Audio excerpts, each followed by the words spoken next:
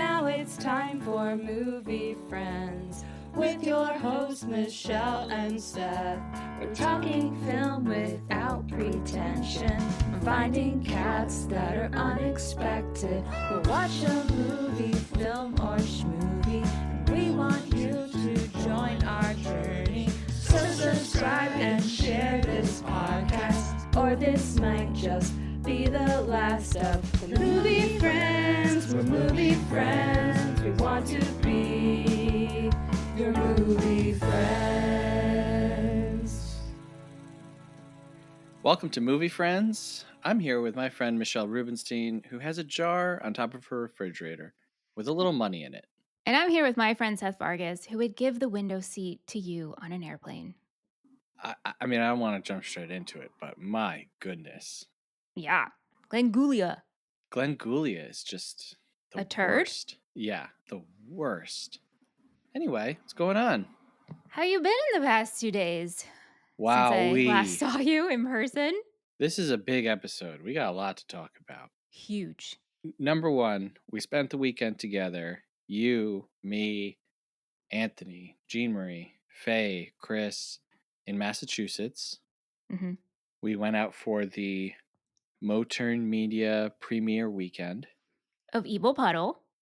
So there was a concert Friday night, a guided tour walk Saturday morning, movie premiere Saturday night, basketball game Sunday morning, and then a concert Sunday night.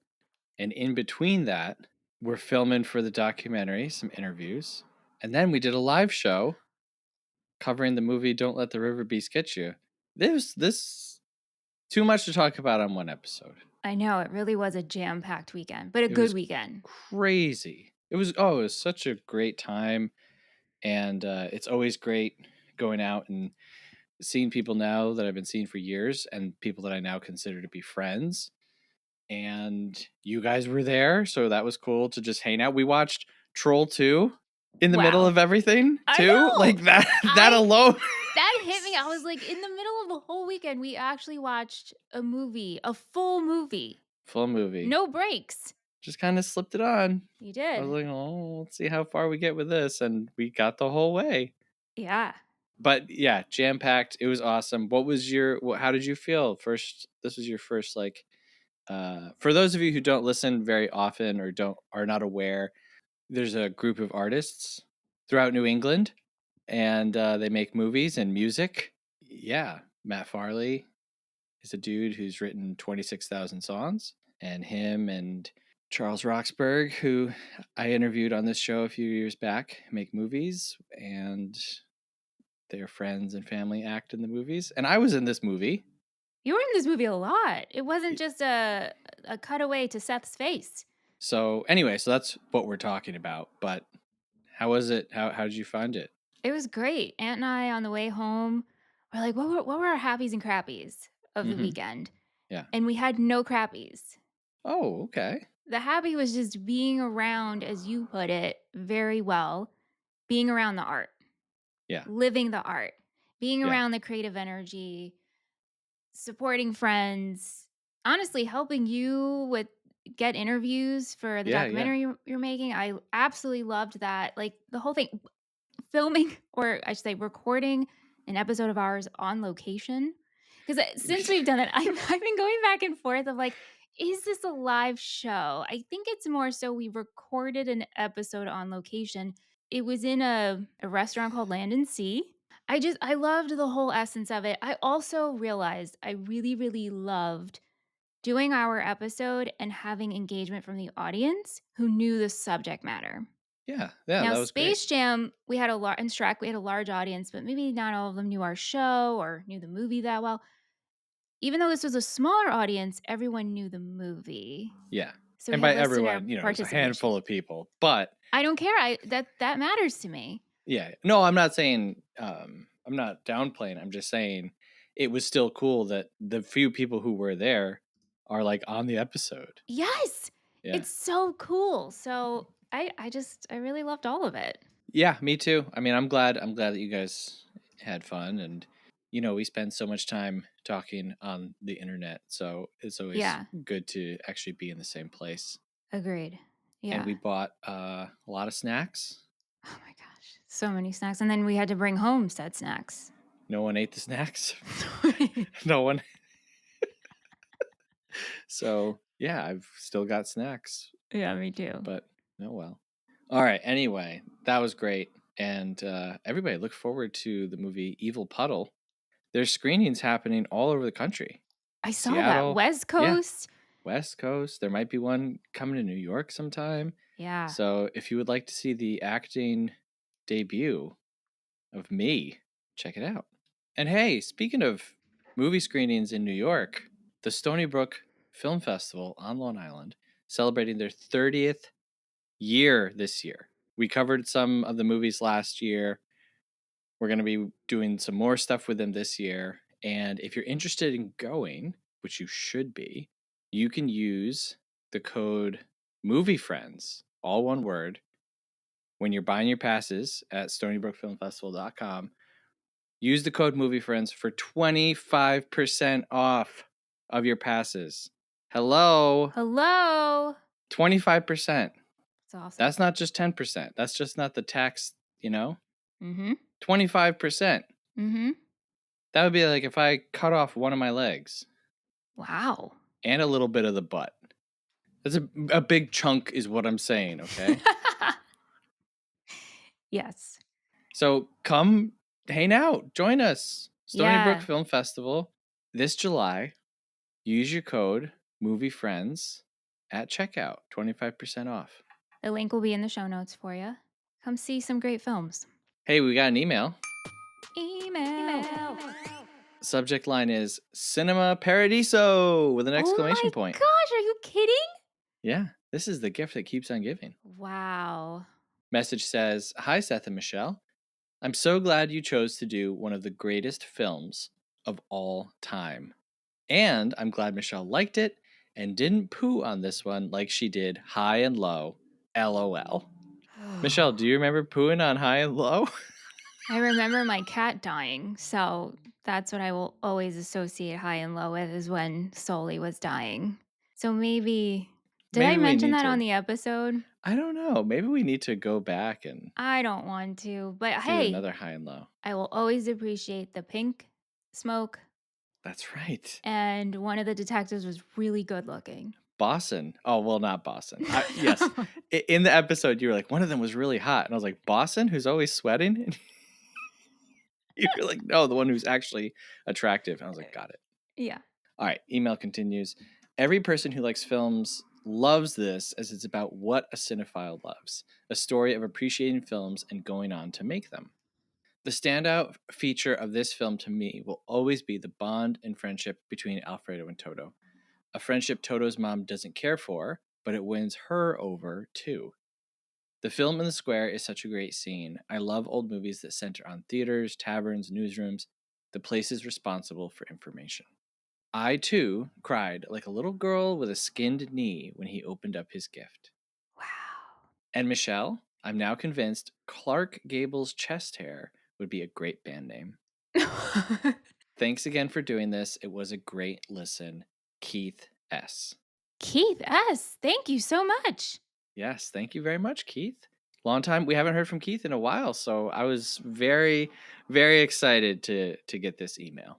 Cinema Paradiso is bringing the people out who they either found us or haven't heard from in a while. It's great. Wow. Again, this is a jam-packed episode. Yeah. I feel like I'm rushing. I know. Because people are listening and they're like, when are they going to start talking about Adam Sandler? Right now. But first, hey, we're in June. Happy June. Happy June. This is a patron-voted month, and they went with weddings, which has been on the chopping block. Is that the right? You know, anything will work with me because I screw up sayings all the time. So, sure. This has been in the tub several times before, okay? You said anything would work. So that's true. I don't know why I was second guessing that. Yeah, this has been in the tub a few times. Never made it out, but we're here. We're doing it. Wedding month. And we have had such a hard time narrowing down the movies because at first you're like, how many movies could we possibly talk about? And then you start thinking about the great wedding movies. And it's like, wow, this is really tough. But The Wedding Singer was never even a thought that we wouldn't cover it. No, that was like first one because we've been wanting to talk about The Wedding Singer for such a long time. Right. All right, before we get into our discussion on The Wedding Singer, we write down what the other host, will we make a guess as to what the other host is going to rate the movie? And if either of us guess correctly, we get to add a pickle to our pickle tally. And just going over to our pickle tally quickly, currently, we're both in double digits now. Michelle is at 10 and I'm at 11. Pretty good. That jar is getting full, my friend. Oh, yeah, pretty good. All right. I'm locked in, by the way. Whoa, I barely even got my pencil out. Yeah. Okay, I am now also locked in. All right, so we are talking about The Wedding Singer from 1998, directed by Frank Carrassi, written by Tim Herlihy, cinematography by Tim Sorsted, composed by Teddy Castellucci, edited by Tom Lewis, costume design by Mona May, starring Adam Sandler, Drew Barrymore, Matthew Glave, Christine Taylor, Alan Covert, and Ellen Albertini Dow. Michelle, why don't you grab the microphone and read us our summary? Robbie Hart is going through a crisis. His fiancée, Linda, left him standing at the altar, and now Robbie is questioning the trajectory of his life. He's been happy singing for other people and happy to give lessons in exchange for meatballs. But now he thinks maybe nice guys do finish last, and he's tired of being at the end of the line. Will Robbie always live in his sister's basement? Will he ever write his own music again? Will he ever find love, or is he cursed to never be the groom and always be the wedding singer? What is your Adam Sandler journey, connection, feelings? Feelings. I've seen Billy Madison and Happy Gilmore when they came out. I loved them.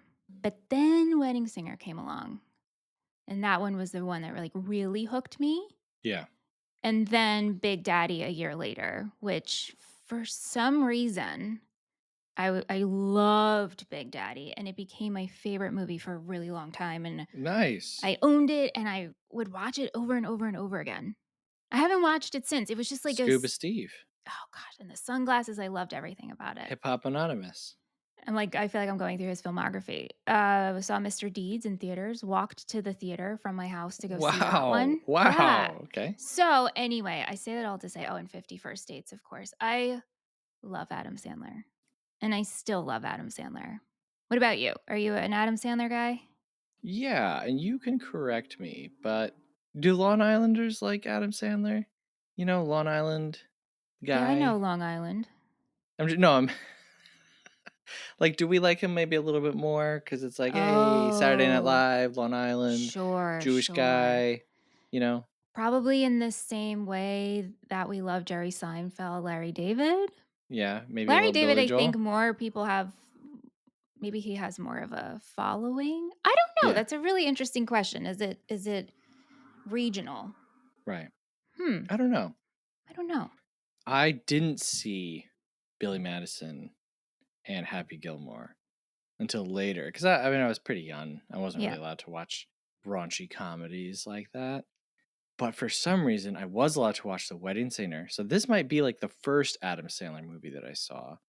Or Mr. Deeds, Big Daddy. And we had them on VHS, and then we had them on DVD. And we watched them, all of them, just over and over and over again. Maybe Big Daddy more than any other one for some reason. Wow. I don't know. Yeah. And then I watched Punch Drunk Love, his movie with Paul Thomas Anderson. And I think it was like after that I went back and watched Happy Gilmore and Billy Madison, and I didn't really like them. And I kind of still am not, they're not like my favorite. They're not the top for me. And I've watched most Adam Sandler movies. I haven't seen Grown Ups. Yeah, I haven't seen that. It was like the later stuff. Really. Yeah. I haven't even seen Uncut Gems. Oh, man. Which I know is just a totally different Adam. we will do uncut. I'm throwing it down right now. The next Adam Sandler movie that we will do has to be Uncut Gems. Yeah. That movie is unreal how good it is and how good he is in it. Like it's just it's amazing. It's so good. Especially if you've seen his other work. You're like, he's really pulling it out here, you know? Yeah. And in The Wedding Singer, he's doing a little different thing. You know, he Mhm. still has a few moments where he gets a little loud. I did a little comparison last night. I pulled up the movies starring Adam Sandler, where it's like he is the lead, right? So I left out Airheads and whatever. The movies that he has a writing credit on, he's doing a silly voice. Little Nicky, Billy Madison, Waterboy. The movies that he doesn't have a writing credit on, he's playing more reserved, kind of cool guys. And I thought that was really interesting because it's like when you write for yourself, maybe you don't feel comfortable just being yourself and you feel like, oh, no, this is how I'm funny. But then when he's just cast in movies that he hasn't written, they're like, no, just be yourself. See, I view that the exact opposite. Really? Yeah. I think him having a writing credit and having a say means he can allow himself to do the silly. Has the permission to do the silly. Yeah. Because he has ownership in it. Right. Not someone is casting him and then he shows up doing the silly. And I'm not negating what you're feeling, obviously. It's just that's so funny you look at it that way and I don't look at it that way. It's like a mash of the two of your writing to what you think the audience will find funny. Right. And so that little voice. Right. But it's like for him, it's like not just me. Like I'm not funny just myself. I have to do a voice. Okay. I see what you're saying. Yeah. Yeah. So Tim Herlihy, he writes this, longtime Saturday Night Live guy. One of my favorite skits ever is the Herlihy Boy. Have you seen this? I don't think so. I'll try to put a link to this. I won't ruin it for anyone. Just watch it and know that this is exactly my type of humor. We get Carrie Fisher works on the script. Apparently she punches up a lot of the stuff with Julia. And we get a more subdued, kind of cool Sandler in this. Yeah. This movie comes out Valentine's Day weekend, and it's the first like starring movie that he's in to make 100 million. Wow, 100 million. And it's after this, only two of his movies, and I believe it's Little Nicky and That's My Boy. Only those two after this didn't break 100 million. Wow. So this is like, you know, A Star Is Born and a mainstream star. Yeah. Because obviously Billy Madison and Happy Gilmore are, I wouldn't even say cult classics. They're just classics. Yeah. Yeah. But Wedding Singer is like, boom, here's these people. Here's this guy, you know, America's Sweetheart. America's Sweethearts. America's Sweethearts, because Drew Barrymore. Anyway, we're a little all over the place. Not really. It's flowing nicely. Next question. Oh. Did you have a bat mitzvah? I didn't. You didn't? No. Interesting. So my dad was Jewish. Correct. My mom was Christian. My mom is a Christian. I guess my dad's dead, but technically he's still Jewish, right? I don't know how that works. Yeah. I don't know what happens when you die. Does it expire? Yeah, does it expire to hand in your card? I don't think so, because you can't have any tattoos to be buried, so Ooh. It's got to keep going, right? I guess so. That's true. Yeah. Yeah. So anyway, we grew up celebrating both holidays, educated on both holidays, but that also meant like not devoted to one religion over the other. Got it. Okay. So no bat mitzvah. No, but I've attended them. So I fun. never went to one. A bat or a bar? Oh my God. It's like going to a wedding and you're 13 and it's just a bunch of cool things for 13-year-olds. Yeah. It is so much fun. It's so cool. I threw my cat when she turned a Chrismaka bat mitzvah, which it'll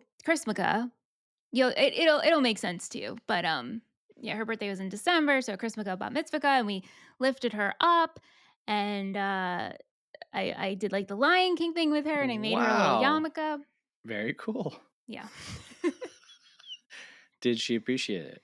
Oh, she loved it, and I had all our friends over, and they brought her catnip, and anyway. Okay, so the reason I started to make a face is because I'm pretty sure my mom, for some reason, has accessed our recording link, and I did not. Oh, it's my guest. Let them in. You have a guest? Yeah, let them in. Hello? Oh my God. Hello? Hello. Hello, Krista and Ian. Nice to meet you, Ian. You as well. Hey, welcome. I didn't know that we were having a guest today. This is such a surprise. Seth is like, I didn't mean to make a face as you were telling me about your cat's Chrismukkah bat mitzvah, but I think my mom is trying to access the room. And I was like, no, it's my guest. Let them in, please. I was Mr. Caller number 9. That's so crazy because when we did that like 2 years ago now or whatever, she was like mystery caller number 56 or whatever. And every time she rejoins, that number comes up. So I just thought it was her. And I genuinely was like, my mom is having some kind of technical difficulty. That's really funny. But yes, Krista's here because Krista is the one who introduced me to the wedding singer. This is so crazy. Ladies and gentlemen, please welcome to the show, Krista and Ian. So, Michelle, how did I introduce it to you? I don't remember. Oh, well, maybe my memories are wrong, but I just remember going over. We were probably going over to your house. We're, at the end of cat school. Mm-hmm. And we would lay on your... Hold on. Right. I talk about it like everybody knows what cat school is. Can we get what is cat school? Our cats went to school. How? Where? On a bus? No. Okay. Well, the bus was my arms, and I would carry them in the basement, put them in the carriers. So they had their seats. Right. Okay. And at home, before I met Krista, I also played cat school with my cats. Pretty much just line them all up, put paper in front of them, grade their papers. What paper? What are you grading? Whether or not they stepped on it? Like we would write out like little math problems and then... Not even cat stuff? No. Just human stuff? Cats should do math. They're counting how many kibbles they get. Anyway, then I meet Krista in 5th grade, and Krista's like, I also play cat school. And I was like, oh my God, this is my soulmate. So anyway, okay, so after cat school at Krista's house, then we would go upstairs and lay on your mom's bed, and Can we I would watch interject Wedding here? Singer. Sorry, I know we're getting to the Wedding Singer, but is there a possibility that Krista all the way back then heard you talking about cat school? I was like, yeah, I do that too, just to make fun of you. And then it just went too far? No, because John, her stepdad, was the principal. I just told him this like the other night. Okay, so Krista, what was your curriculum at cat school? They learned Math. Okay. Which is like base plus ball equals base. The English school. What was your guys' graduation rate for these cats? Did we ever have a great graduation? I did not, no, but we did take school photos, and we did. Shut up. We did take school photos, yes. They also, they went to the principal office a lot because they were fresh. Yeah, Scruffy especially. Yeah, I'm just going to say right now, fresh. This is going to be a 2-hour episode. Sorry, Seth. Sorry. This might be a 2-parter. I'm sorry. We can move on. Oh no, I want more cat school. So John would be like on the phone with all these important people, and I would walk in with Scruffy in the carrier, and he'd be like, yeah, all right, I gotta go. He'd put the phone down, and he would be like, Scruffy Marie, what did she do now? And I would tell him, and he would say, come here, you have to sit with me, and she would sit behind the desk with him, and I would go teach Lucy and Ricky. Oh my God. All right. We also, our cats were pen pals. They would send legitimate letters in the mail, like with stamps.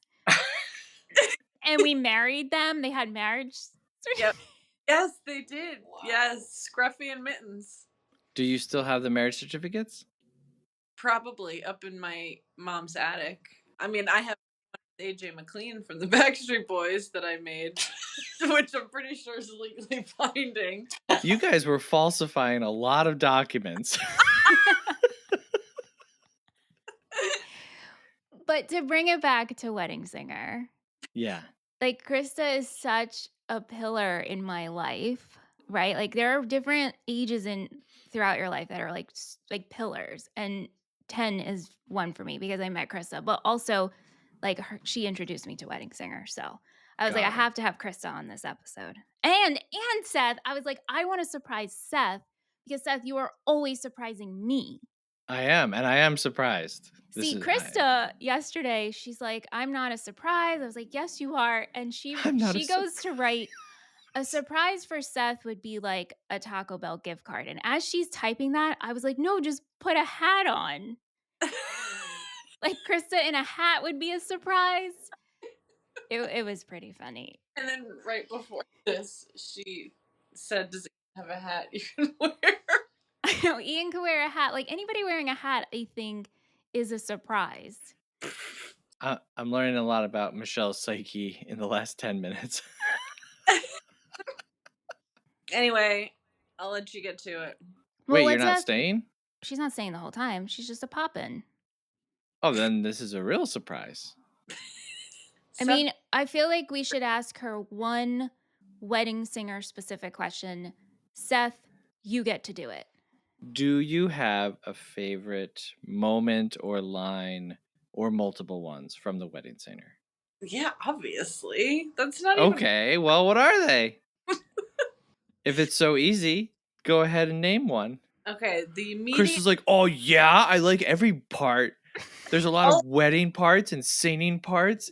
Duh, everybody knows that. The scene that comes to mind immediately is with John Lovitz. Of course. He's losing his mind, and I'm reaping all the benefits. It's so good. Used to do that all the time, and then we would close the door slowly. Mm-hmm. Like, does Ian have a favorite? No pressure, Ian.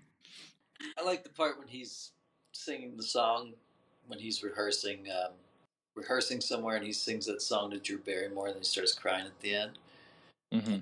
Part's really funny. The angry song? Yeah, the angry song. Yeah. Steve Buscemi. I was just gonna... Yeah. All the Steve Buscemi's, yes. It's Steve Buscemi's. I like that. I like the way that is put. I agree. All right, so that's it? We can only ask her one question? You can ask her whatever you want, but I don't want to keep them. I told Krista, I was like, it's no pressure. It's a poppin'. Okay. Call me Mary Poppins. Now, if you showed up wearing a Mary Poppins hat, that would be a surprise. That would be, because I don't have one. Follow-up question. Would you be a wedding singer? You are. Ian is a wedding singer? I mean, not technically, kind of. I mean, No, okay. No. Let me stop you right there. I'm not asking if you've been commissioned by the board of wedding singers, okay? Do you get paid and or do you do for fun singing at weddings? Yeah, I do. That's crazy. How? Usually through word of mouth. I'm a musician, so I perform around the area and around wherever. And yeah, I play like wedding ceremonies, usually like the cocktail hour after the wedding, but never like the reception because it's okay. I usually like do those things, but they're sporadic. Does that count? Yeah, does that count? I think so. In my head and heart, it counts. And me, no. You wouldn't do it? No. I sing at weddings. Well, you could do it and get paid for it. Well, no. All right, well, that's it for me. I mean, unless Michelle has any questions. So many, but I will not keep you. Thanks, Krista. Thanks, Ian. Thank you. It's nice to meet you. Nice to meet you both. I'm not going to jump in on the nice to meet you part. I know that it was nice to meet me. I will withhold. Michelle looks mortified right now. He's so rude. Why? We're supposed to do a call-in show. Is this how you're gonna treat all of our mystery callers? If I was going to finish. Oh, sorry. I will reserve my nice to meet you for real life, in which I will put my hand in yours, and I will squeeze your hand, and I will look in your eyes and say, "Nice to meet you." Fair enough. I don't think it said nice to meet you to you. Nice to meet you. No, who says that? Nice to meet Nice to you. meet you. Well, Michelle just did, but I say it. I think I said it like all weekend. remember that Incubus song? Nice to know you. Yeah. Yes. Yes. Oh, apparently I don't know that Incubus song because I thought he said "nice to meet you." Do you have any questions for us? Are you in an attic? Me? Yeah. No, I'm in the top floor of a house. I don't Was have- that it? We're watching the rehearsal. Oh, very good, Nathan Fielder. Nice. Let me know what you think if you get to the finale. Well, yeah, we're at the finale. Yeah, this is it. Don't tell me. Don't tell me. I've only seen the first episode of this season so far. Well, hello. That's good. All right. Well, Krista, thank you for being my friend. And thank you for introducing me to the wedding singer. You are so welcome. Love you. Yes, Love thank you. you. Love Thank you for Cat School. Bye. Nice to meet you, Ian. Bye. Wow, that was really surprising. I can't tell in your voice. How could I have known that that was happening? What do you mean? I know. Like all day at work today, like, I bet you Krista's going to pop in and talk about Cat School. Yeah. Well, I don't know how to get back on track from there, but maybe we can talk about Robbie Hart, Adam Sandler. Sure. Like we talked about earlier, he's kind of I'm just still thinking about Cat School. Like we said earlier, this is like a really reserved kind of Adam Sandler. Yeah. Now, when's the last time you watched this before this week? It's been a couple of years. Because for me, it's been a really long time, like maybe 10 years. Yeah. Aunt came home last night from the gym and the movie was just finishing. And he's like, "Oh, I missed the wedding singer." And I was like, "Yeah." I was like, "But you've seen it, right?" He's like, "Yeah, we watched it together." Yeah. So it's got to be in the, you know. Yeah, I know that I've watched it with my wife, which we're married 16 years this year. Yeah. And so that's why I say somewhere 10 years. Right. But what did you find about Robbie, now as an older Michelle? I really just have rose-colored glasses on because I love this movie so much. And so I'm like, I have nothing bad to say about it. I am completely charmed. It puts me in a good mood. I cry during it. I love Robbie. I think him and Drew's chemistry is just so good. And I think Adam does a really good job at portraying Robbie. And there's like specific scenes that I think he just, I don't know, he just does. I'm trying to think of a better word than just nails it. I like that their chemistry doesn't feel Hollywood manufactured. No, I know. It kind of feels relatable, and it's like you're watching two friends flirt in real life. Does that make sense? Yes, it does. Yeah. I guess something that I guess I knew, but I never really thought about was how incredibly nice Robbie is to everyone. Even to Glenn, who he like hates and despises, and Glenn is everything that Robbie is not in every single way. He's still really nice to Glenn, and when they kiss and then Glenn shows up, he's like, we kissed, but it didn't mean anything. I had to drop off her jacket. Bye. And then just like walks out. But Glenn is such a weenie that he doesn't even care because he doesn't respect her. Glenn is played by Matthew Glave. Glenn is played And by Matthew Glave. he is so good at being just like smug and not cool while thinking that he's cool. But I feel like it never goes over the top. I was thinking about Shooter McGavin from Happy Gilmore, Mm-hmm. and Christopher McDonald plays that. And he's kind of the same character, but in that movie he goes over the top. And that's not bad because that's a more over the top movie, right? But in this one, Glaive is just, he also feels very real. Everything feels real and grounded until the airplane scene. And Yes. I still love it. That's Yeah. not a knock on it, but that's when it becomes it a feels little different. fanciful. Yeah. Convenience. Everything Yeah. works out. Billy Idol. Yeah. But it's not like going to a magical or I would even say like absurd and ridiculous. Right. Like all that really happens is Billy Idol lends him guitar and the people in first class help him sing the song to her. It's not like it suddenly breaks into a high-speed chase or something. Yeah, or everybody's singing and it's like a weird musical dance number. Yeah, that's a good point. Yeah. It still stays pretty grounded. Yeah. Okay, so this movie takes place in 1985. It comes out in 1998. That's only a 13-year difference. And so if this movie were going to be made today, it would be like 2012, 2013. Mm-hmm. Which is really hard for me to conceptualize. Yeah. Yeah, because it's not, it wouldn't, well, I wanted to say there wouldn't be like such a drastic difference. Yeah. In fashion, technology. It would just be like subtle things. Yeah. And that's, I think, a lot of people's big knock on this movie is that they're really, really playing up the 80s. Because for me, watching this as a kid in 1998 or 99, I was just like, this was what the 80s were like. Well, same.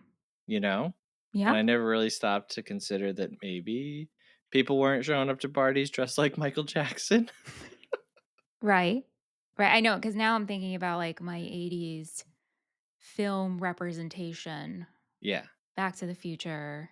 Breakfast Club, sure. You know. So this is definitely like a heightened reality. Yeah. Where the 80s-ness of it all is like really rising to the top for every single character. Like we're really leaning into these like big elements of the 80s. Let's exaggerate them. So Glenn's actor, do you know how old he was? I don't. But I have a feeling I'm going to find out. Unfortunately, we are both older than Glenn's actor was when he played Glenn Guglia in The Wedding Singer. How old? 35. I just don't look older than him. No, I don't think I do either. It's so what? Like Drew was 21, I believe. 21, 22, something like that. And Adam was 31? Yep. Yeah. Okay. Like that I'm fine with. It's Glenn. And I almost feel like both of them look older than their ages. Yeah. But maybe it's just hard for me to see reality because I saw this as a kid. Right. I hear you. Because I'm like, oh, Drew Barrymore, she's an adult in this movie. And now I'm she like... She is an adult. Yeah, but now I'm 36. I'm like, that's a child. Yeah. That's a kid. I know. Yeah. 21. Drew, you should not be baby in this movie. Yeah. I love Robbie. I think that he's great. We learned that his parents died when he was 10. Yep. And ever since then, he's wanted to get married. He's with Linda. How do you feel about Linda? Linda. She cracks me up for who she is, but she sucks. You think so? Well, okay. Maybe she doesn't suck. Maybe it's the lack of responsibility on her part.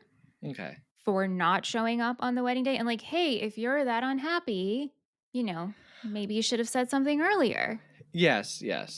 I will not go to bat for Linda not like leaving him at the altar. I don't think that that's a good thing to do. But this time around, I was like, I don't know. I kind of agree with Linda a little bit. You mean how she's feeling? How I'm in love with you when you were wearing your spandex and Yes. I understand that, like, being in love with someone who you once knew and Yeah. it's not lining up to who the future person that you're with. Yep. I get that. It was mishandled. And Robbie's like, why would you want to leave this town? This is a great place to raise a Yeah. family. And so to her, she's like, I don't want to live in a small town and raise a family. Like, I want Right. to I do want more. more. And Robbie is just so obsessed with getting married and having kids he can't fathom why someone wouldn't want to do that. Right.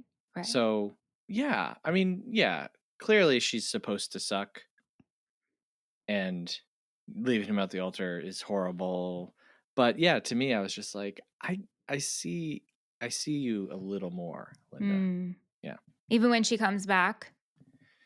Yeah, because at that point, she doesn't know that he's been falling in love with Julia the whole time.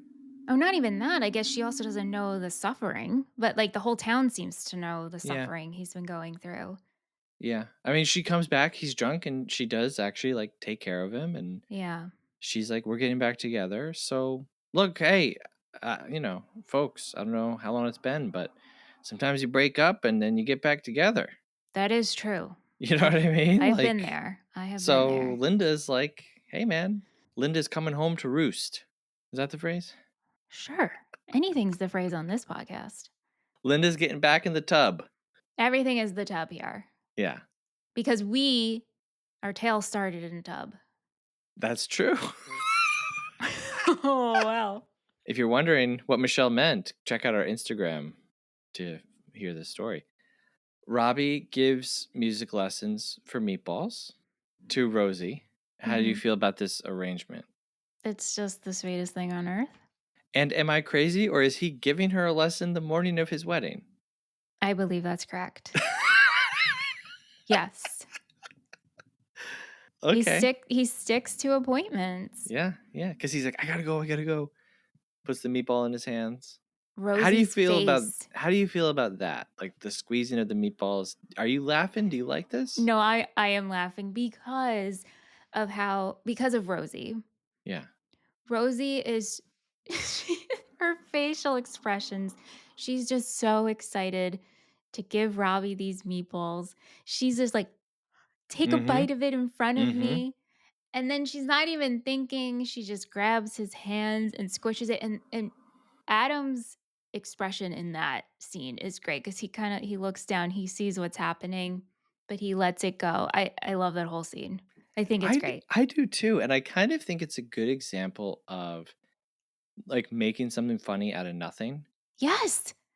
Like they're communicating to us, Robbie works for meatballs. And so there's a way of doing that where she literally just says, oh, wait, don't leave without your payment. And then she comes out with meatballs in a bowl, saran wrapped, and hands it to him. And he takes a bite. And that's it. That's all there is. And it still tells us the same thing. But then they take it another step further. And it's really memorable. It's really funny. And again, it's zany, but it's not like way over the top. You think I don't yeah, we keep going back to this word, but it feels real. Yeah. I think I don't think because someone would Rosie's actually just so like sweet. squeeze your meatballs and not really think about it. But I don't know. Rosie also asks him if he's nervous about the wedding night. Yes. He's like, no. And then she says that she had sex with 8 people before being married. That was a lot for back then. And that would be like 200.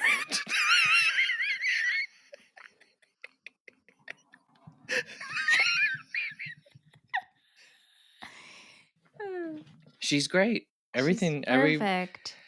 Everything that she's in this is great. I love later on when she sings the song. Mm. And it's like Robbie's seeing it. Like he's seeing the whole thing in front of him. He's like, oh my God, yeah, like 50 years. This is what I want. Yeah. And it's that moment that inspires him. Like, I have to go get her. And then we get Ellen Albertini Dow singing Rapper's Delight. Yeah. It's great. As a kid, I loved this scene so much. Yeah. Yeah. Rapper's Delight was the first rap song that I learned all the words to. Oh, wow. And I think I can still do it. Do you think you need to hear it and then it would come back to you? No, I can do it right now. Actually, I learned to play. I can't remember what song. Oh, is it "Good Time" that they're sampling? Good time. These are good time. Mm-hmm. Yeah. I learned to play that on the bass, so I would just like sit there in my basement and play the bass and rap along to Rapper's Delight as a kid. That's What a a great time. song. It is great. If you go through all the verses, there's a great little story about like going to your friend's house to eat food, and it's so bad that like they escaped through the bathroom window. It's awesome. Okay, George Stitzer, Alexis Arquette. Yeah.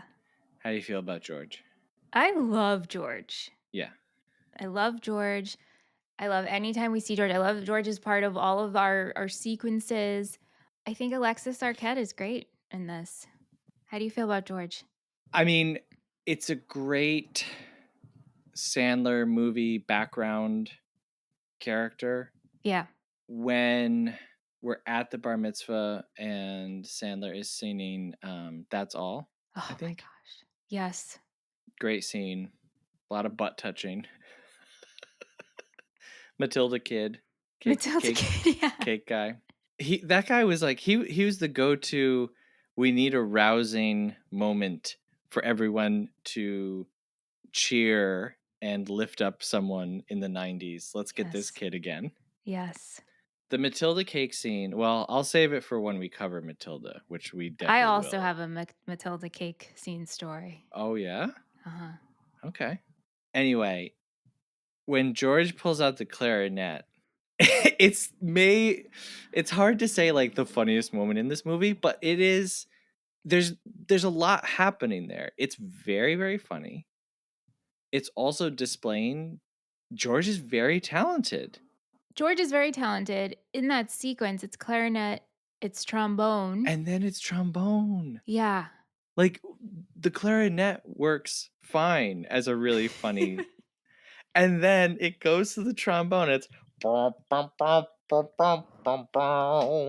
It's great. It's really, really great.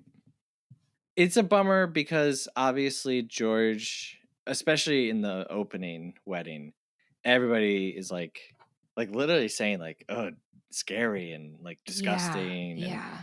And that played a little different for me this time around. Yeah. And I looked into like I read a few interviews with Alexis, and I was like, I want to understand.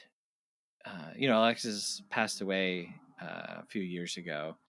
I was like, I wonder if they explained kind of how they felt about this, because if you look up Alexis Arquette, a lot of people actually reference this role, even though she had like 70 movie roles or something like that. I know. Yeah. I know. So I pulled a quote. I did play transgender characters that were comedy roles, and I feel bad about that now, says Arquette. That Boy George character, it is offensive to me now. So that was a bummer. Yeah. At the time, I read a few contemporary interviews, which were really fascinating. Very fascinating person and performer. And this was before they transitioned, and they were talking about playing all different kinds of roles, wanting to play all different kinds of roles, playing comedy roles. And I think at the time that it was more like, this is a funny thing to do. And so, yeah, like as time went on, it kind of changed. Boy George, the real Boy George. Yes. Dedicated Do You Really Want to Hurt Me to Alexis the night after she died. Yeah. And explained that he loved the performance, that when he went to see the movie, he kind of was like bracing himself, and then was like, I was rolling in the aisles. So I thought that it was so funny and it meant something to him, Yeah, I did read that about how Boy George felt. And so I liked that. Yeah. We're dealing with, common 90s way of handling things. Yes. And yet through that, I think that the character is funny. Yeah. And I think that the performance is good. and we're really doing something. I mean, when when we play Do You Really Want to Hurt Me, it's a downer song. We're coming off of this great like speech moment with Robbie, and then the song ends and Robbie's not back. And George is just like, play it again. And then we play it again. I'm dying. Like, that's Me too. really And it's funny. the performance, the look Yes. of that Alexis gives of just like panic, but also just do it again. This is the only Mhm. song I know. But also I'm super talented because look at these other instruments I can play. Right. So I always So yeah, thought I want to like fondly. pat the movie on the back a little bit, Absolutely. but I also want to not pat the movie. Like Yes. it's I agree. there's a lot of conflicting things going on there, but I think what I can definitely say is through it all, Alexis Arquette is giving a really funny performance. Yeah. Okay, have you ever had to give a wedding speech? Oh yeah. Oh yeah. Oh, And okay. I've officiated 2 weddings. What the heck? And were these cat weddings? No, they were human weddings. They were human weddings. Michelle's like, well, now that you asked that, maybe I've officiated 5. Yeah, I've officiated cat and human weddings, but I have given matron of honor speeches. Good. I've also been to weddings where the speeches are awful and go on forever and ever and ever and ever to the point where you're like, I cannot believe this is happening. Am I being punked? Yeah. Yeah. I've been a best man 4 times. Mm-hmm. And my success rate for speeches is not wonderful. Twice I just completely winged it. I mean, you'd be wonderful at that. And that's what I thought at the time. Oh, no. But I will say, it's a hard thing to do. It's really hard. I don't think an audience is ever like, oh boy, yeah, the best man speech. Yeah. So people aren't really paying attention. I feel like it's also kind of awkward. It's like people are like staring at their plates. It's not the same thing as performing with an audience and they're watching you. So you have to be a little funny, but you're also supposed to say something nice. Also, kind of make it short and sweet. Short and sweet. It's tough, but Steve Buscemi probably gives like the worst best man speech in cinema history. Yeah, it's pretty bad. But I love, we start with Buscemi, drunk, not in a good headspace. Yeah. But we end with Buscemi as the wedding singer. And that's also, I think, I would nominate for funniest moment in the movie. I think it's great. I think it's so good. I love this bookend. He really goes on a journey. Like there's another story happening in the background of this movie where Buscemi is learning to play guitar. He's forming a band and he's on a comeback. Yeah. Like imagine Robbie and Julia finding out that there's a new game in town. You know what I mean? We can't go with what's Jimmy Moore. We can't go with Jimmy Moore. I'm not gonna play my own wedding. Okay, look, here's this guy. Let's give him a shot. And he does a great job. And it's just like the cut to Buscemi with like feathered hair and white the yellow suit, like oh gosh, and then just belting out. I know, I know, it's to be true. It's genius. It's really genius. Yeah. I absolutely love. Hey, wedding singer. Oh,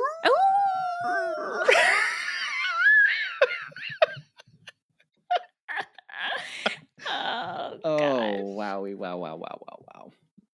Speaking of music, I feel like it's kind of unfair how much of this movie rules because of the soundtrack.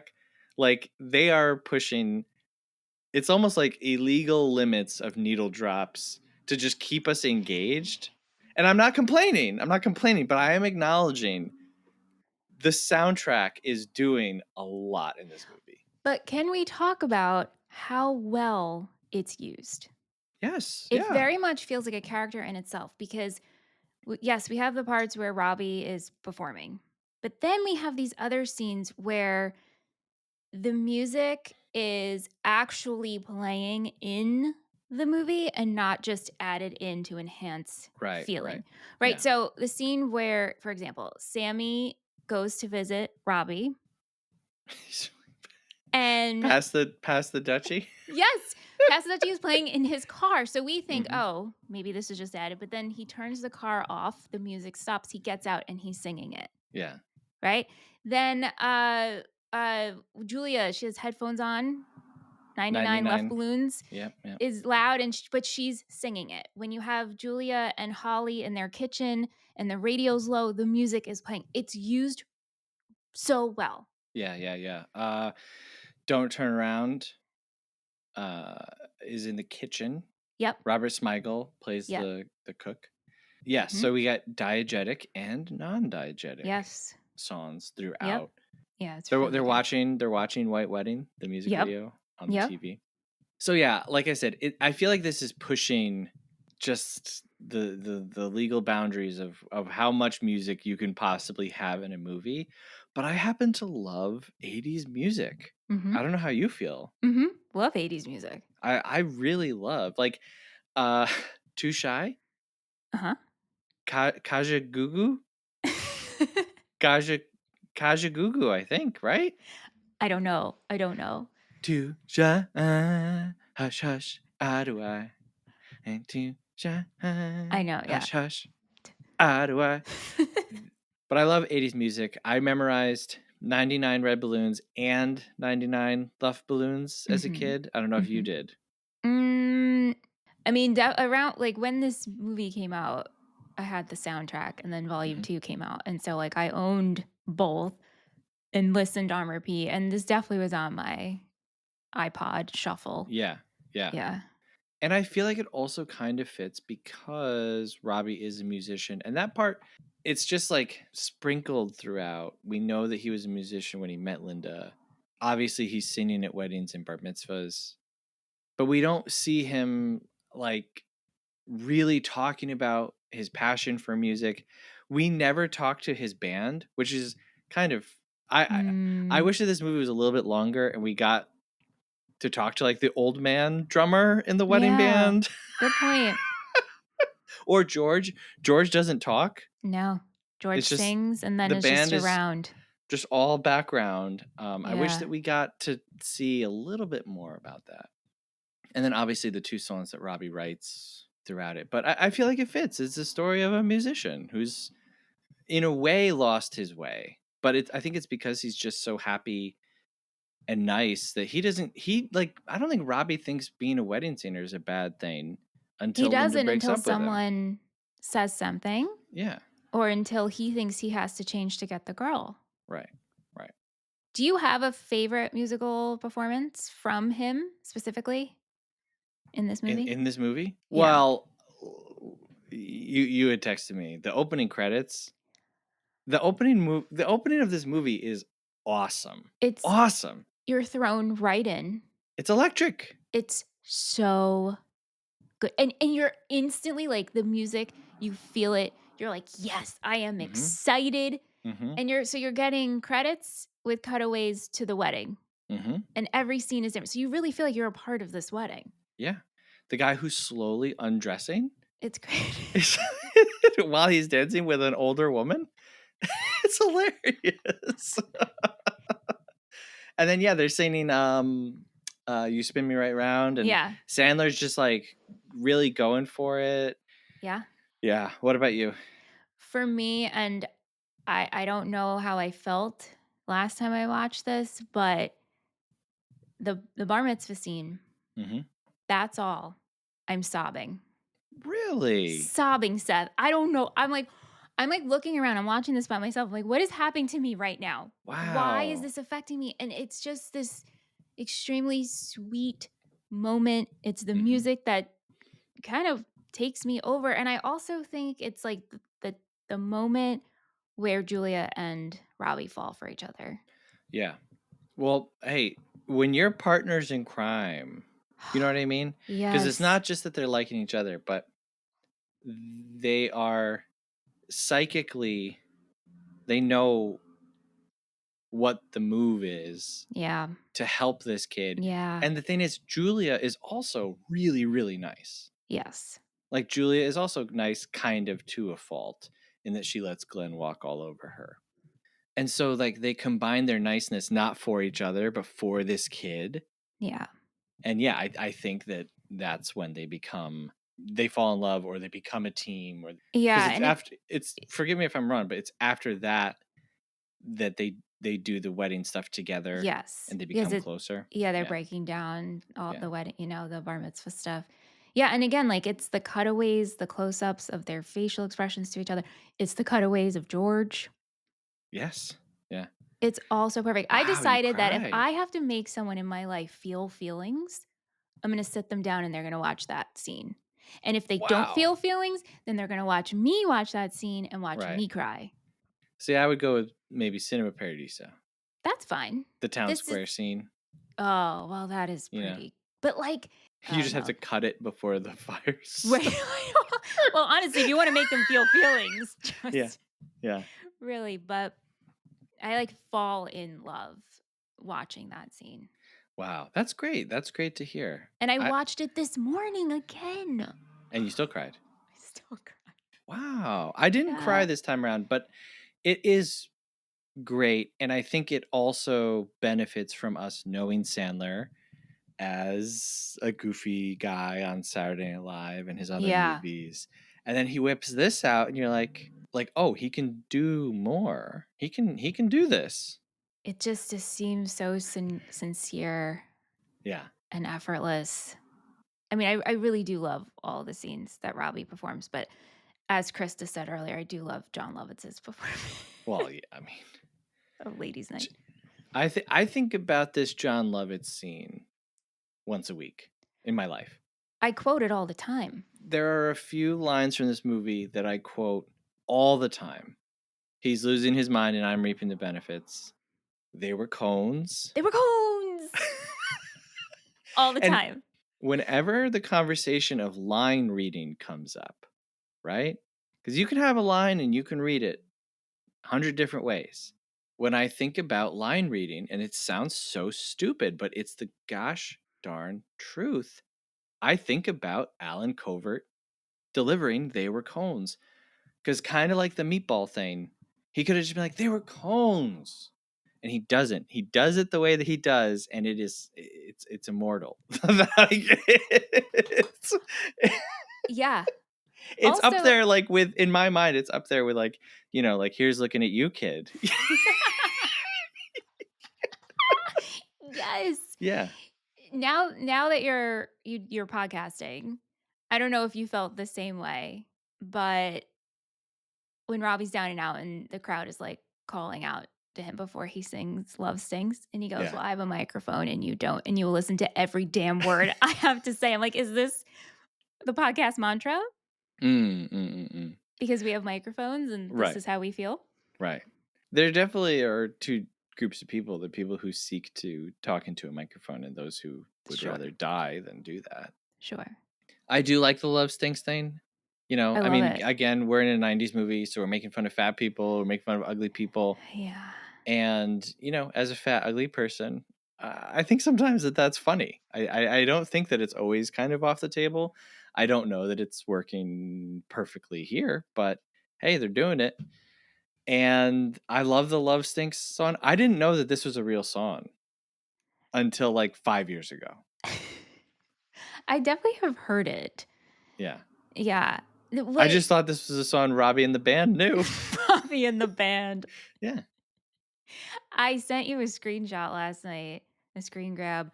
I never noticed when they tackle Robbie after he's singing that there's a wedding guest biting his leg. Mm-hmm. I never noticed that.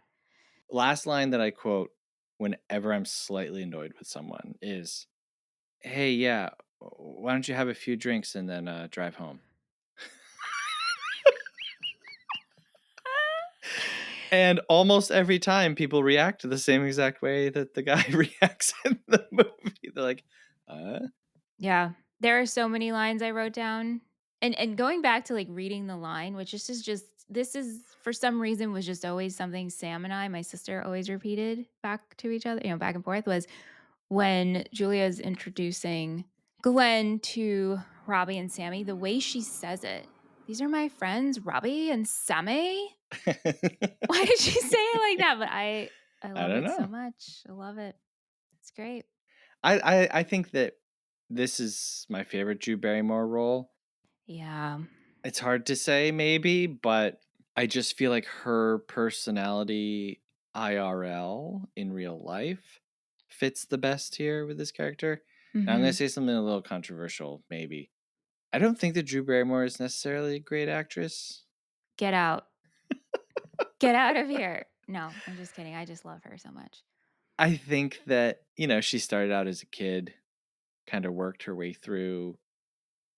Would she have found success had she not started as a kid and been from like an acting family? It's hard to say. And I think that results may vary in her other roles, but as Julia potential Gulia, perfect. Yeah. There's nothing in this movie that I don't buy from her or that I'm not charmed by. You got married. I did get married. Did you kiss at your wedding? We did kiss. Did you think about it and talk about it before? No, because we got married in a courthouse. Mm-hmm. This Anthony and I's wedding. Let's tell our wedding stories. Okay. You want to go first because you've been married longer? No, you go first because you were already telling it. Okay. So Aunt and I's wedding anniversary is June 26th. So it's going to be our 10th wedding anniversary. We've been together for 17 years. And so, wow, you got a real Glenn on your hands there. Yeah, that's right. So I didn't want a big wedding. And Aunt was like, okay. So we got married in the courthouse. And it was so not romantic. It felt very just sign papers. The judge called me Michael. And yeah, screwed up my name. He's just like, do you have my $100? And so okay. Okay.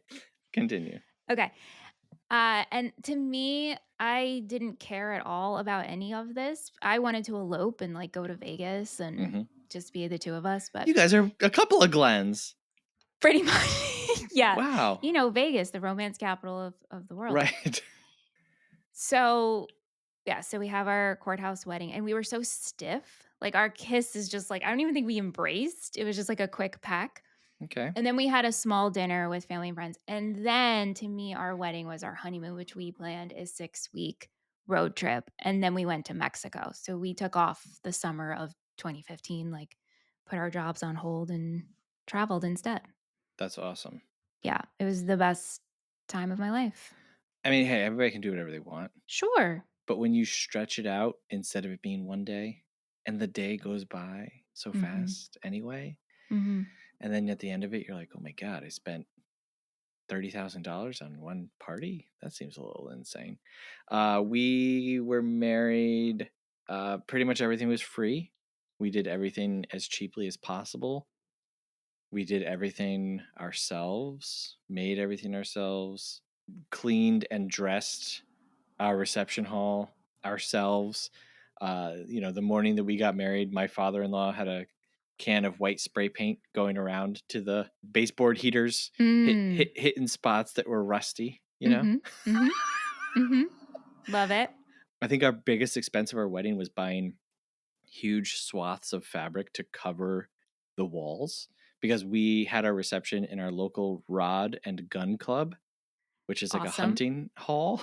And it had wood paneling of people shooting ducks.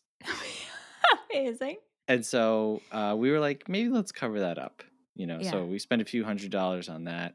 I think our food, we had 220 guests, and our food cost like maybe $600 because you we had bought 220 guests. Got a big family, and Jean had a big family. I think I had 50 under 60 at our dinner. But yeah, we just made the food. My mom made our cake. Our DJ was a playlist that Jean and I pre-made because we were like, we have to pick all the music anyway. But yeah, we did everything ourselves. It was like the cheapest wedding of all time. And then we took the money that we got and went away for like a few weeks, and it was awesome. And when I think about us getting married, yeah, I think about like time spent, not that day, because it all goes by in such a Yeah. blur, you know. Our wedding song was Power of Stellar's Booty Swing, which I don't know if you've ever heard. I don't know. But yeah, so afterwards, like after our dinner, it was in Port Jeff. And so we went to this, it was a bar and they have music at night. But then on the way, we stayed in a hotel down in Port Jeff in New York. And that night we put on Booty Swing and we had our dance. What is booty swing? By Power of Stellar. None of these words, I don't get it.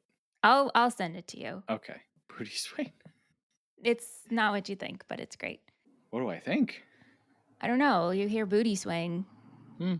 We have to talk about Carmen Philby, the old man at the bar. He's so good. Moonwalking. Trying to. I think he pulls it off. Yeah. He becomes one of the guys super quick.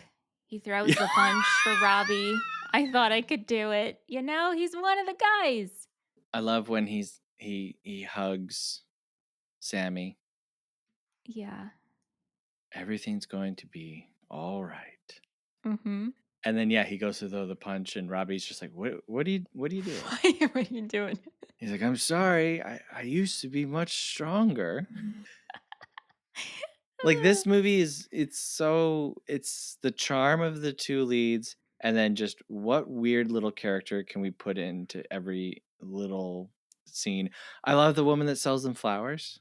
She's in what, 2 minutes, and I love her. I love her so much. Yeah. Yeah, everyone in this movie is so good. Hey, do you like Flock of Seagulls? What does he say? Like, I don't, but I think you do. Or Yeah, he's like, yeah, I can tell you do. You do. Yeah. Another little, to use a word that you use, another little zhuzh to add, you know. Also, again, just talking about how great George is. George is playing the piano as Rosie Yes. sings the song. Yes. So now we get to the end. Robbie is telling the story, and everyone in first class is getting more and more into it and more excited. Billy Idol is there. And I think Billy Idol's doing pretty good Billy Idol acting. Billy Idol, yep. He's doing great. And then he's like, "You guys got to help me." They're like, "Yeah." I love it so much. Billy Idol gives him the guitar, and he starts playing Grow Old With You. Yeah. So now, at this point, are you crying? No, I love it. I'm smiling big. Yeah. I read that Drew wanted the musical performance that were sung to her. She wanted to hear them for the first time during filming. Yes. So her reactions are genuine. Yes. And I love that. And knowing that this time around going into this movie, it just made it all that much better because I just kept watching her face and the way she's reacting, and it's just so genuine. Also, we have to mention the fact that like Drew and Adam are really close friends. Yeah. They have such a genuine love for one another. So that also just makes me love this movie more. Yeah, and obviously, like we said, Sandler did not write this movie. Right. There's a few different creative hands in the pot, but Drew had requested to have lunch with him. Mm-hmm. And she says, "I want to work with you. I want to do a movie with you. I think that we would have really good chemistry and we could do something." Okay. Prior to that, Adam Sandler is talking with Tim Herlihy, and he's like, "What about a movie about a wedding singer?" Then Herlihy is like, "I kind of want to do a movie about the 80s. So all these things kind of come together where it's Herlihy's movie. Like he writes it. Yeah. Obviously, like we mentioned, Carrie Fisher punches it up. Judd Apatow punches it up. Sandler's obviously doing his own thing, and so he's adding to it. Drew's adding to it. But it's a really nice story about people who wanted to. It was just kind of like, hey, what about this? And then they all got to do the parts that they wanted, and it became one of the best things that they've ever done. Yeah. Like, if you look at the director, not to, talk bad about the director, but like Frank Carassi, this is maybe the best thing he's done. Tim Herlihy, this is maybe the best thing he's written. all of them, almost everyone involved, it all came together to make this like really special thing. And I think it's kind of a miracle that they pulled it off, that it doesn't lean more into crass humor. Yeah, and I was really, really trying when I was watching this to imagine if I was watching this for the first time and really take off the nostalgic Me too. tie to my best friend, like Yeah. overall love for Adam and Drew. Like, are these people doing a good job acting? Is the 80s too much? Like, I was really trying to pick this apart. And like we talked about the stuff with Alexis, and we're just more aware of that. But I really had a hard time finding anything bad with this. It's just they found the right tone. Everyone found the right tone in this. That's the good word for it, tone. Because I'm like, is this cheesy? I don't. No, I don't think so. It's not. And then it's just also the music. The music is doing a lot of. It pumps you up. When I say the music is doing heavy lifting, that usually you say that to imply that like, oh, this would kind of suck without it. But no, it's just a juggernaut. Yeah. And then the costumes. Mona May, she also did the costumes for Clueless and Romy and Michelle. So shout out to Mona May. She joins our 3-timers club. Yes, she does. And then Adam Sandler's hair. Yeah. How do you feel? Is it too crazy? No. This I didn't even think about his hair until you said something. Yeah. It works for me. It's not too over the top. No. Yeah. The only over the top hair is George because of Boy George. Yeah. If you want to call it over the top, but really it doesn't. That's not over the top to me. It's Flock of Seagulls, but that's for Flock the of joke. Seagulls guy, It's right? for That's the joke. I don't even think George goes too far. No, I really don't. Because if you look at actual Boy George, they could have gone way further with it. That's true. I feel like even that is kind of reserved. Yeah, it's only Flock of Seagulls guy for that joke. That's it.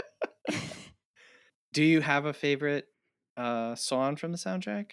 Oh my gosh. Oh, Hold Me Now, Thompson Twins. Yeah. That's and I really do like the Hall & Oates sequence. It's very funny. It's very funny. Yeah. Passing the cake back. Yeah. And then there's the one random person who's not part of the group. It's good. Hold me now. Oh. Stay with me. Oh, wow. Yeah. So yeah, we get to the end. Don't You Talk to Billy Idol That Way. Plays the song for her. This is an amazing song. It's an amazing song. I learned to play this, and sang it many a time. And I think it's like, the ideal that both of them have been looking for. Like Julia says, I just want to find someone that I can grow old with. And then we cut to Buscemi and we're done.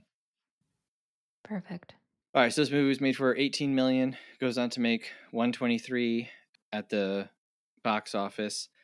Currently has 72 on Rotten Tomatoes. Too low. What the heck? 3.4 on Letterboxd. What? I think that's respectable. 3.4 is that's.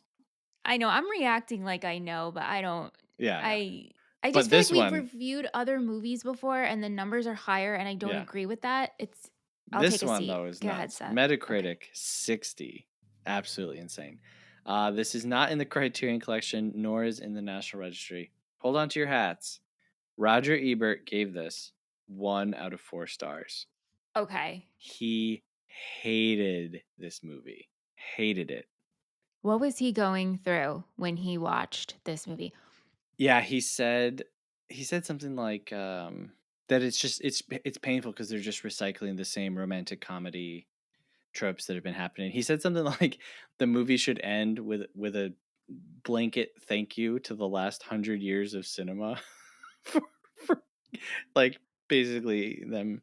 And I mean, look, there's a lot of tropes in here. Like a big trope of romantic comedies is the misinformation, right? You hear something and it's not right. And anyway, he hated this movie. And this movie was made from February 3rd until March 25th.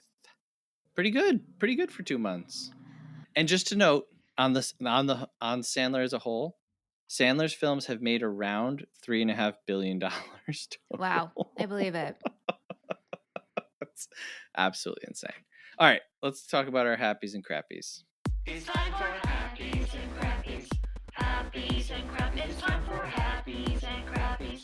Happies and crappies. It's time for happies. My happy for this movie, this time around, I'm gonna say it's Rosie singing at the 50th, and then my crappy is knowing that Alexis Arquette regretted the role, and also how the film treats the George character 50% of the time. Yeah, I'm going to piggyback off that for the crappy as well. You know, my happy is my entire experience watching this because of the joy I feel from the opening credits. But I will give it to that's all scene since I've cried twice now in 24 hours over it. It's a big deal to be able to watch something back to back and still get that response. I could talking about it, I could cry. So we asked some friends on the internet what they thought. A Ton of Bricks at A Ton of Bricks says, "Finally, this movie holds a very special place in my heart. It was what I went to see with my then girlfriend, now wife, on our first Valentine's Day together in 1998. I bought it on DVD in 2023 so we could watch it again 25 years later. It holds up wonderfully." I have chills. And the waterworks and tears are in your starting. eyes. And tears in my eyes. Yes. As Seth can see.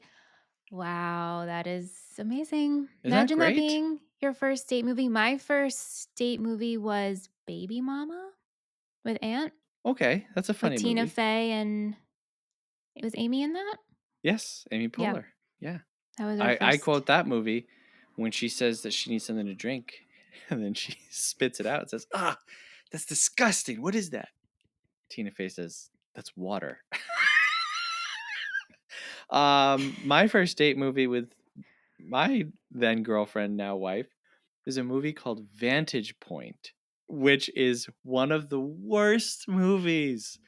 It's about an assassination or assassination attempt, and you see it from like 15 different perspectives throughout the movie. Ooh, It's okay. what's his name from Lost? Jack from Lost. It's like one of the first movies he did. Oh, Matthew Fox. Yeah, Matthew Fox. It has Dennis Quaid. It is so bad. We talk about Vantage Point all the time. Do you? Yeah, it's like, why did we? It was slim pickings. It must be. Okay, can I kick it? Question mark. Black heart emoji. At it's your boy Krista. Krista! She says, "I didn't watch this movie until last year because Adam Sandler kind of annoys me sometimes. Okay. Boy, was I wrong. This movie was ridiculous, sweet, and fun. I will always ship him and Drew Barrymore." Same. And I don't know if we mentioned, but they have done 2 other movies together. Mm-hmm. And they're planning a 4th. Mm-hmm. Britt Chavez. Britt. At Britt Chavez says, "This is our annual Valentine's Day movie. One year we watched Blue Valentine on V-Day. What a mistake." So we needed something sweet, light, and funny, and this film checked the boxes and has great music. I'm Mrs. Julia Gulia, cry emoji. Hot take. Adam Sandler looks the hottest here. I had such a crush on him. Mm-hmm. I think he is the most handsome that he's been in any movie in The Wedding Singer. Yeah, I agree with that, Britt. Matt, at Matt_from_AZ, says, "I was laughing so loud in the theater. Another person complained, and the movie usher came to me and told me to keep it down or they'd kick me out. LOL." That's great. Miss Chenandler Bond, at Brittany Queers, Love your name, Brittany Queers, says, "I love this movie. My friend and I wore out a VHS copy and will still to this day say to each other, they were cones." Jessica, at JessThan0_, oh, that's a good one, says, "This movie is beautiful, sweet, funny, and charming. It is very special to me. Treat her well. Salute emoji." And if you're listening, Jess, I hope that we didn't destroy this movie. And then over on Instagram, the big meanie simply says, "Do you like flock of seagulls?" All right, so those are some people that we do know. Now we go to a segment of the show where we hear from people that we don't know. It's called Half Star, 3-star, 5-star.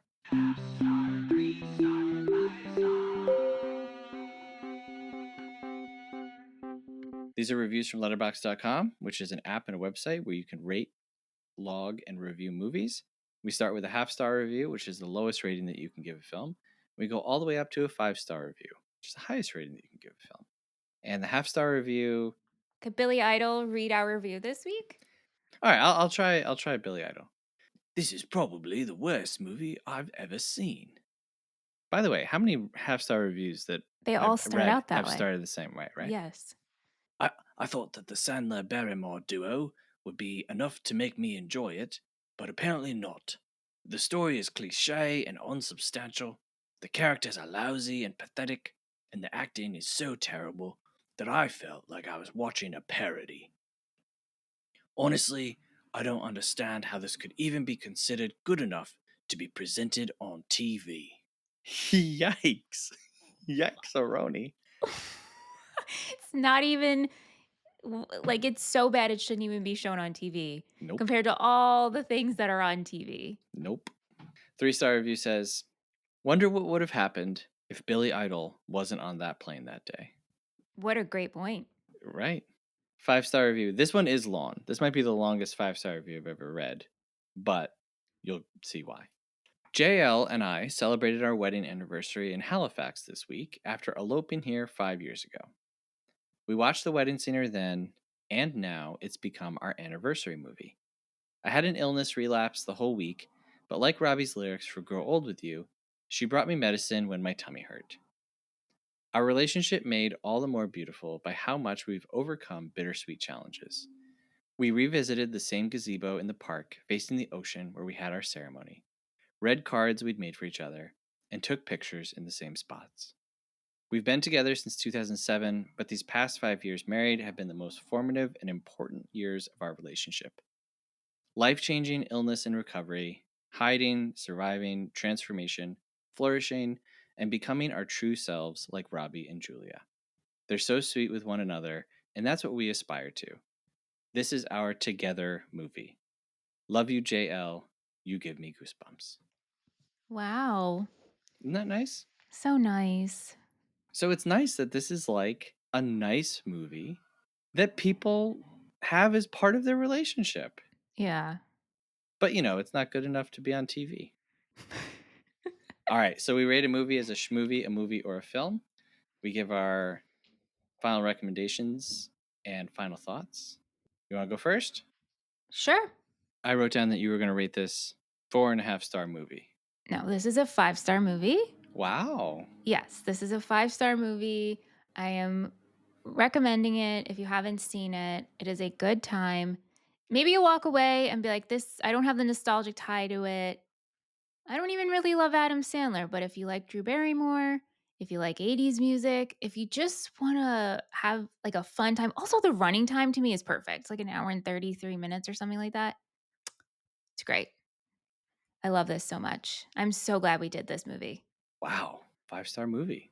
Yeah, I mean, I love it so much. That's what I wrote down for you. So, see, I have rose-colored glasses on. Right. I'm close to that. I'm teetering between 4 and 4.5, but I think honestly I'm just gonna go with 4.5. 4.5-star movie. I don't think that it's perfect, but I do think that this is the height of Adam Sandler comedies. Like I said, I think that this is the height for a lot of people involved here. And for how I gauge a movie, for what it sets out to do, I think it does it really, really well. You can see where this movie could suck, quite frankly. Like, it goes too far in one direction and it's a totally different thing, but they nailed it. Like, they really nailed it with this one. And maybe we just, I get that it is an Adam Sandler movie, but maybe let's just look at it as a rom-com. Absolutely. Absolutely. Because like I said, he didn't write this. Right. Adam Sandler's in it. Yeah. He co-leads with Drew Barrymore. It's a rom-com. Yep. Okay, does this movie pass the Seth Shell test? This movie must contain something tangible that is impressive, whether choreography, production design, or practical effect, and it must have a runtime that is justified by its content. For me, this is like half and half. Definitely the runtime works. Other than that, I think it's more in the performances than anything tangible. Yeah, I agree. I was going to say the production design of celebrating the 80s. Yeah.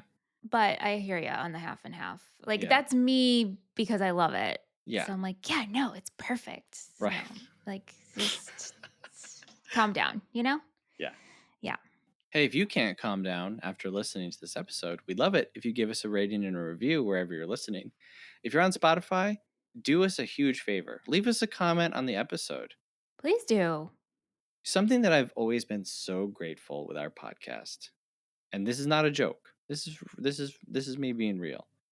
We have such good interaction with people. People write in, people leave us reviews, they leave us comments, they're liking our stuff, they're sharing our stuff. We're really, really fortunate. We would like to continue being fortunate, and that's where you come in, okay? We can make these episodes, but we can't rate and review them. So please, if you're listening on Spotify, leave us a comment, and it can just be great ep. You can also send us an email, moviefriendspodcast@gmail.com. Hey, if you've been listening for a while, let your voice be heard. We want to know who you are, okay? This show is called Movie Friends, not Movie Michelle. Or Movie Seth. Not Movie Seth, okay? We talk to each other all the time.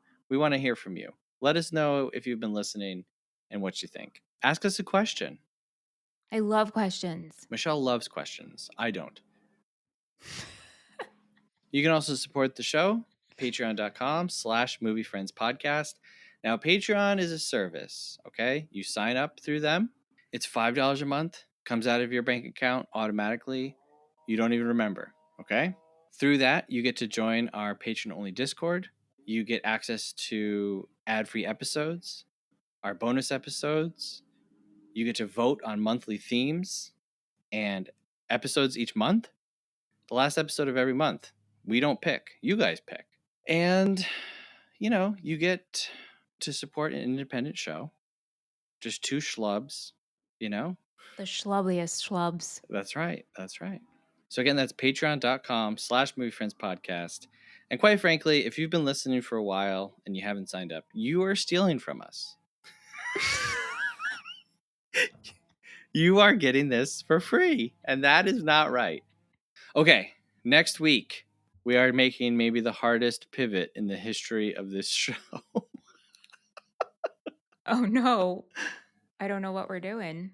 So we're going to be talking about my wife's favorite movie. So we're going to talk about Melancholia from 2011. Okay. It's directed by Lars von Trier. 130 minutes, a little over 2 hours. Okay. Currently streaming on Hulu and Netflix, Roku, starring Kirsten Dunst. Love her. And like I said, this is a hard pivot, all right? Is Jean going to provide her insight on this? I will ask her to maybe send in an email or something. Okay, because I want to hear her thoughts. Yeah, I also want to hear her thoughts. And why this is her favorite. Yep. And you've seen this. I have. Oh, yeah, several times. So, yeah, suck up all the good vibes from Wedding Singer that you can. That's all I can say, okay? I'm going to be drained. I'm going to show up like a prune. Yeah. I am a healthy grape right now. Yeah, And next yeah. week, I'm going to be a raisin, huh? All right. Melancholia. Next week. First Lars von Trier film on the main feed.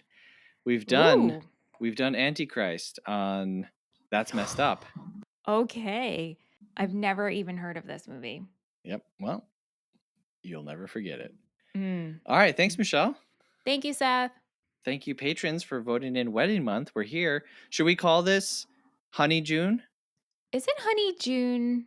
I think I'm thinking of Honey Boo Boo, and Honey Boo Boo's mom was June, right? I have no idea, but I'll take your word for it. We could call it Honey June. Kate will write in and tell us what we should call it. Kate, please tell us what to call this. Kate, please anyway, help us out. Hey, thank you very much for listening. And remember, folks, they were cones.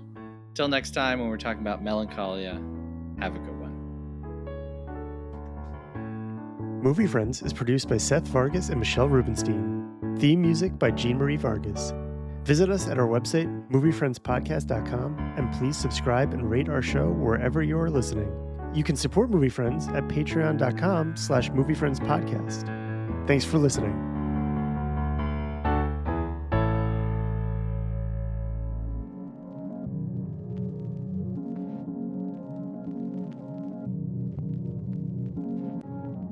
Incoming. Message incoming. Message to Michelle's inner circle. Remember kids, only Michelle's inner circle can decipher this week's message. Get ready. Get ready. Get ready. Message number 20, 54, 44, 43, 53, 47, 44, 33, 66, 54, 44, 43, 53, 47, 44, 33, 66, 64, 74, 76, 54, 76, 67. Michelle is counting on you. Do not let her down.